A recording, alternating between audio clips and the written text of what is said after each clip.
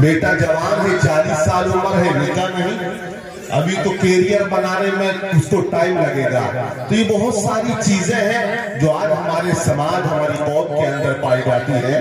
बहरहाल वक्त की किल्लत दामनगीर है, उलमा की तादाद बहुत कसीर है। मेंबर रसूल पर आप देख रहे हैं शायर हिंदुस्तान नासिर शुमारी साहब किबला तशरीफ ला चुके, जिनके नाते सुनकर हम लोग भी बड़े हुए। मौलाना नईम सादी साहब तशरीफ रखते हैं, कारी जफर साहब हैं और दीगर उलमा हैं, अल्लामा राशिद मरकजी साहब। आप देख रहे हैं चंद मिनट की गुफ्तगू मेरी आपसे होगी, वक्त बड़ा कम है। उबैदुल्लाह खान आजमी साहब किबला वो तशरीफ ला चुके हैं।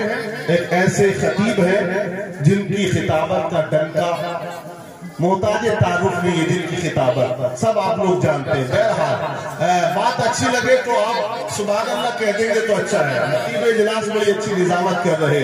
तो शायर ने शेर लिखा कि नबियों में सबसे ऊंचा सिंहासन है आपका, नबियों में सबसे ऊंचा सिंहासन है आपका, हर उम्मती के हृदय पे शासन है आपका।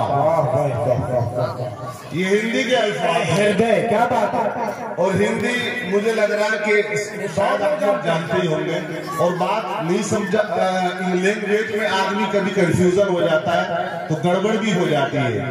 एक गांव के आदमी जब शहर में गए, बहुत ठेठ गांव के थे, इंग्लिश से कभी उनका पाला नहीं पड़ा। होटल पे खाना खाने बैठे तो उन्होंने कहा कि एक प्लेट बिरयानी, एक प्लेट कोरमा और एक कबाब, तमाम उन्होंने ऑर्डर कर दिए। तो होटल का मालिक बोला कि आज संडे है, तो ये बोले एक प्लेट संडे की भी लगा दें आप। तो मालिक बोला कि संडे का मतलब छुट्टी है, आज हमारे होटल पे कुछ नहीं बना है। तो ये गांव के थे, इंग्लिश जानते नहीं थे। ये बोले हम ये समझ रहे थे कि संडे भी किसी डिश का नाम होगा, आज संडे ही को खा के देख लेते हैं। तो समझना बड़ा जरूरी है, बगैर समझे भी ना बोला जाए। कभी कभी इंसान जहाँ सुभान अल्लाह बोलना चाहिए वहाँ नहीं बोलते, जहाँ नहीं बोलना चाहिए वहाँ बोल जाते हैं जज्बात में आकर। तो शायर ने लिखा, हिंदी में बड़े अच्छे अशार लिखे, और नबी की तारीफ किसी भी जबान में की जाए आशिक को मजा आता ही है। तो वही बात लिखी कि नबियों में सबसे ऊंचा सिंहासन है आपका, हर उम्मती के हृदय पे शासन है आपका। हीरे जवाहरात लेकर मैं क्या करूं, मेरे लिए तो काफी दर्शन है आपका, मेरे लिए तो काफी दर्शन है आपका। हर कौम पुकारेगी हमारे हैं मुस्तफा, सिख बोलेंगे हमारे हैं मुस्तफा, ईसाई बोलेंगे हमारे हैं मुस्तफा, हुनूद बोलेंगे हमारे हैं मुस्तफा। हर कौम पुकारेगी हमारे हैं मुस्तफा। हर धर्म की किताब में विवरण है आपका, हर धर्म की किताब में विवरण है आपका। आकाश सज रहे थे बड़ी धूमधाम से, आकाश सज रहे थे बड़ी धूमधाम से, और खुदा कह रहा था सुंदर स्वागतम अभिनंदन है आपका, सुंदर स्वागतम अभिनंदन है आपका। ये जश्न दस्तारबंदी है। शायर कहता है ये तकमीले कुरान पाक का जो मौका आया है, खुदा का फजल है, उसने हमें ये दिन दिखाया है। और पहाड़ों पर उतर जाता तो रेजा रेजा हो जाते, ये सूरे हश्र के अंदर हमें रब ने बताया है, ये सूरे हश्र के अंदर हमें रब ने बताया है। और बंधेगा ताज जब माँ बाप के तो कितने पूछेंगे, मालूम है जिनके बच्चे हाफिज कुरान आज हो जाएंगे, कयामत के दिन नबी फरमाते हैं ऐसा ताज उनके सर पे होगा जो 14वीं के चांद की मानिंद चमक रहा होगा। लोग कयामत के मैदान में कहेंगे अरे ये कौन लोग हैं, इनका कौन सा अमल है कि आज 14वीं के चांद से ज्यादा चमकदार ताज पहनाया जा रहा है। क्या ये नमाज पढ़ने वाले हैं, क्या रोजा रखने वाले हैं, क्या ज़कात देने वाले हैं, या जिहाद करने वाले हैं? मुनादी ऐलान करेगा नहीं, ये नमाजियों, ये नमाजों की मतलब फहरिस्त नहीं है, बल्कि ऐलान होगा ये वो लोग हैं जिन्होंने दुनिया में अपने बच्चों को हाफिज कुरान बनाया था। सुभान अल्लाह, सुभान अल्लाह। याद तो है सुभान अल्लाह आपको? जी जी। एक बार अच्छा कह के तो सुना दो, मुझे पता तो चले याद है नहीं। वो कहते पहले के नारे भी बड़े जबरदस्त होते थे और आज के नारों का तो मामला ही ऐसा है।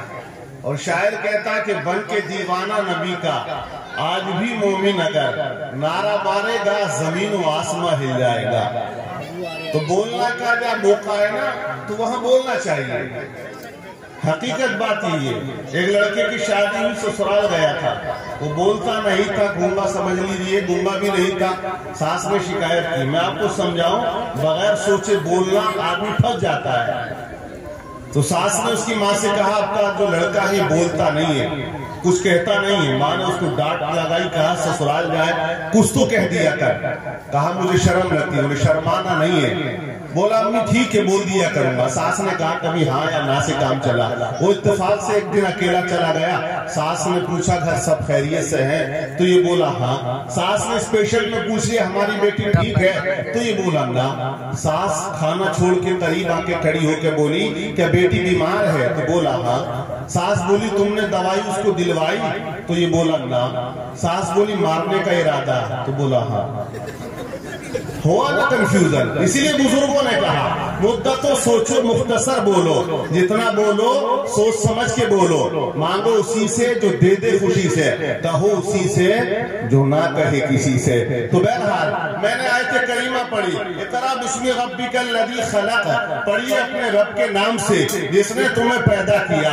आयत करीमा है और ये वो आयत है जो नुज़ूल के एतबार से सबसे पहली आयत करीमा है, सबसे पहली यही नाजिल की गई है। अब देखिए इबादत में सबसे अफजल इबादत नमाज है। नमाज का हुक्म कुरान ने सबसे पहले नहीं दिया। ज़कात का हुक्म कुरान ने सबसे पहले नहीं दिया। कुरान के अंदर ज़कात के बारे में सबसे पहले आयत करीमा नाजिल नहीं हुई, ज़कात के बारे में नहीं हुई, या और जिहाद के बारे में नहीं हुई, या हज करने के बारे में आयत करीमा नाजिल नहीं हुई है सबसे पहले पढ़ने के बारे में। पढ़िए अपने रब के नाम से। यहाँ कहा इकरा बिस्मि रब्बिकल लज़ी खलक, अपने रब के नाम से पढ़िए जिसने तुम्हें पैदा किया है, जिसने तुम्हें दुनिया में भेजा है। अब रब के नाम से पढ़ना है। अब यहाँ एक खास तालीम का जिक्र नहीं किया गया। अब देखिए मुफस्सिरीन ने लिखा आप तालीम हासिल करें, पढ़ें, जो भी पढ़ना चाहे, लेकिन अपने रब के नाम से पढ़ना चाहिए। यानी कि ये मतलब निकला कि रब की रजा हासिल करना है।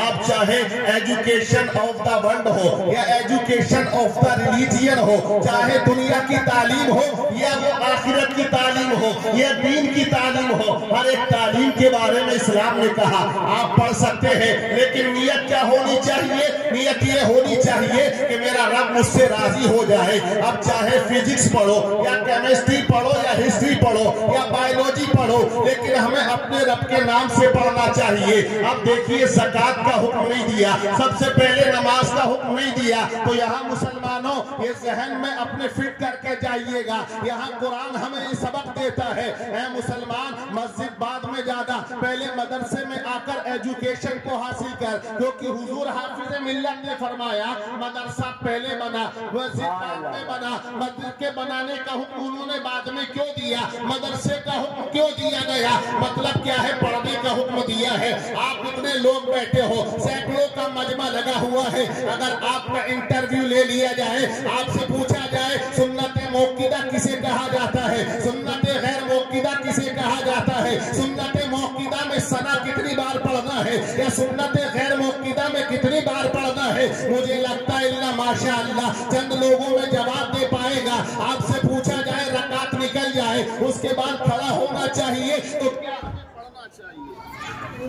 तलबा भी पढ़ते हैं, हर इंसान कहता है मैं नबी का दीवाना हूँ, लेकिन जमीनी हकीकत क्या है इसे भी जरा उतर के देखिएगा। ये जलसे जो होते हैं इनका मकसद यही होता है, वरना जुमे में तकरीर होती है, यहाँ बड़े उलमा को बुला के जलसा सजा के बताया जाता है कि दीन क्या है, मजहब क्या है, इस्लाम क्या है, कुरान क्या है, मदरसा क्या है, मस्जिद क्या है। ये तमाम वो बातें हैं जो हर एक बच्चे को समझना चाहिए। मैं आपको बता रहा था कि कुरान ने सबसे पहले हमें पढ़ने का हुक्म क्यों दिया है, तो मैं आपको को समझाता हुआ चलो। एक वो बंदा जो कभी मदरसा ना आया था, आप में से बता नहीं सकता है कि कुरान में कितनी सूरतें हैं, और अगर 114 सूरतें हैं तो वो कितनी सूरतें हैं जो मक्के में नाजिल हुई या मदीने में नाजिल हुई। ये तमाम वो बातें हैं कि जिसे हमें समझना चाहिए। नमाज क्या पढ़नी है, कैसे पढ़ना है, वुजू का तरीका क्या है, गुस्ल का तरीका क्या है। गुस्ल करते हैं, गोश्त खाते हैं, दाढ़ में अगर वो गोश्त का लोथड़ा फंस गया,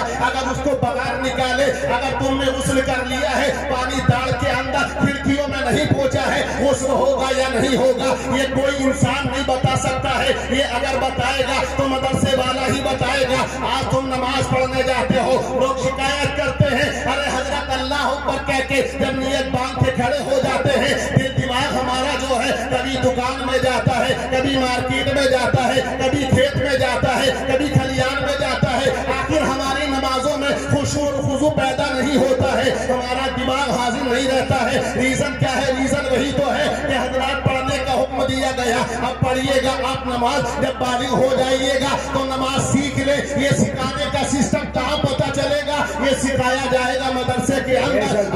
आप हो गए, साहिब निसाब हो गए, ज़कात कितना निकालना है, कितना % निकालना है और कितने माल पे निकालना है, ये कहाँ पढ़ाया जाएगा? ये मदरसे में पढ़ाया जाएगा। आपको हज करने के लिए जाना है, क्या अरकान है, क्या रुकन अदा करने हैं, सफा मरवा पे कैसे दौड़ना है, ये मदरसे में सिखाया जाएगा। मतलब पहले हुक्म दिया पढ़ने का कि आप पढ़िएगा। जैसे कि आप जानते हो टारगेट किया जाता है मदरसे को, टारगेट किया जाता है मसाजिदों को।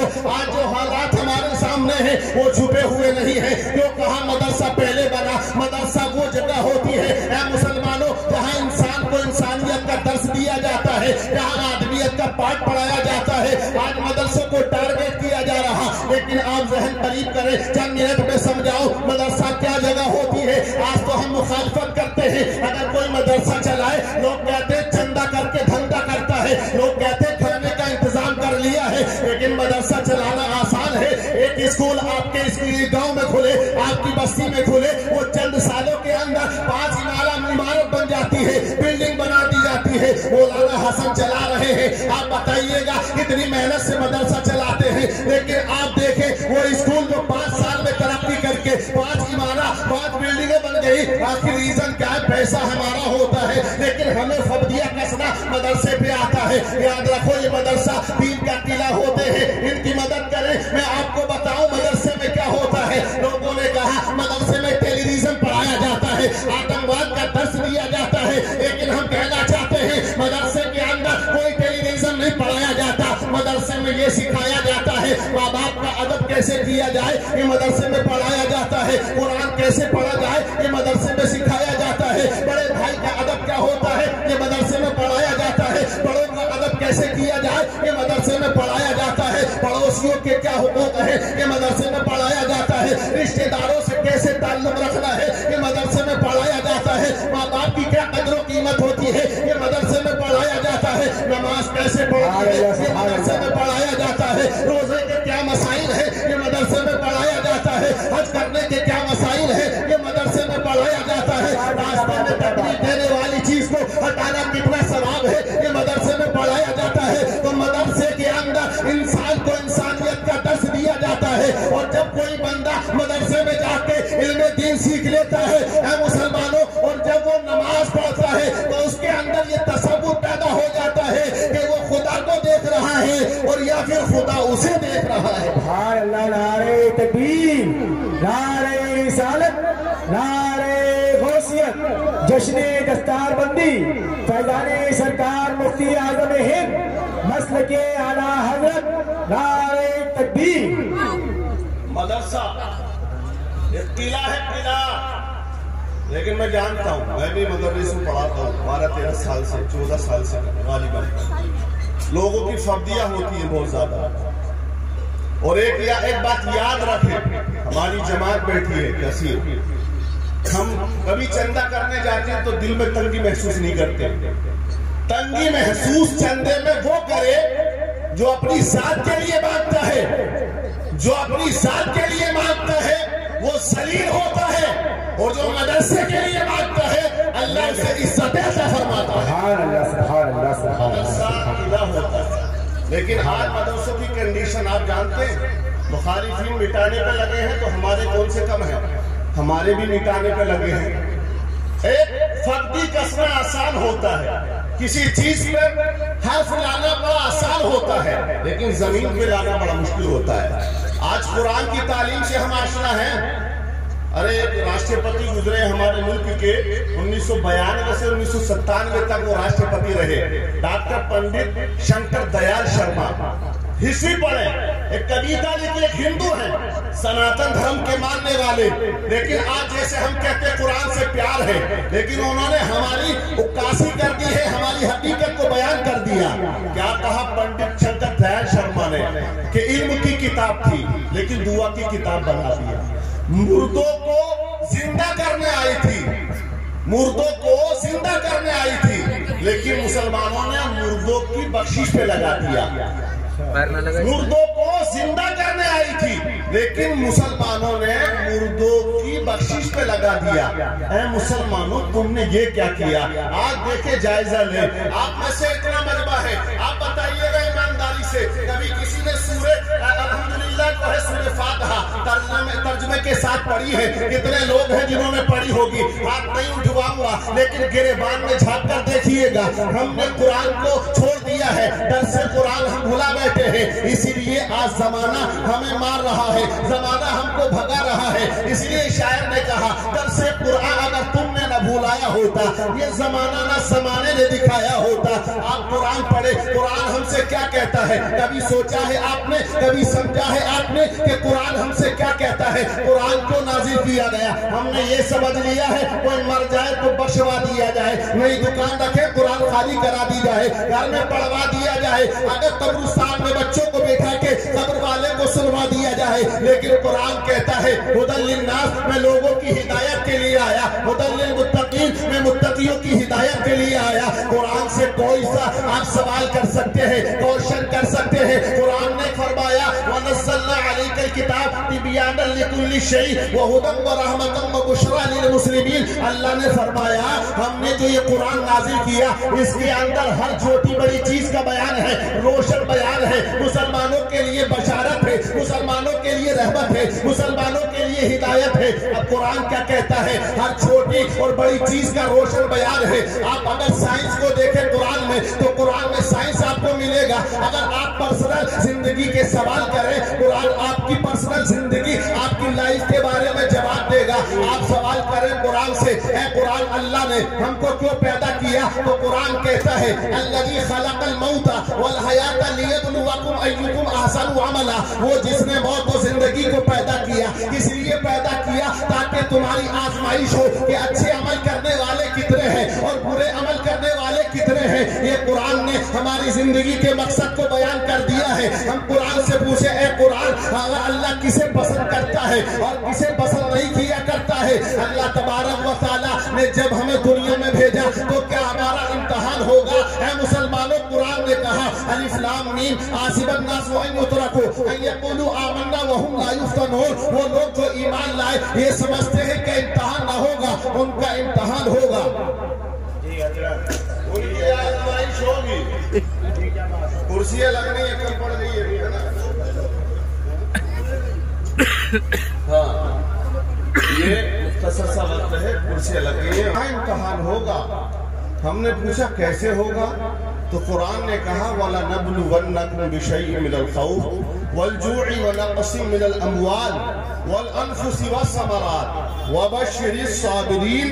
कुरान कहता है हम तुम्हें जरूर आजमाएंगे, कभी खौफ से, कभी भूख से, कभी मालों के घाटे से, कभी फलों के नुकसान से। अब कुरान ने यह भी कहा, अल्लाह जब इम्तिहान लेता है तो किसी जान पर उसकी ताकत से ज्यादा बोझ नहीं डालता। कुरान कहता है ला युकल्लिफुल्लाहु नफ्सन इल्ला वुसअहा।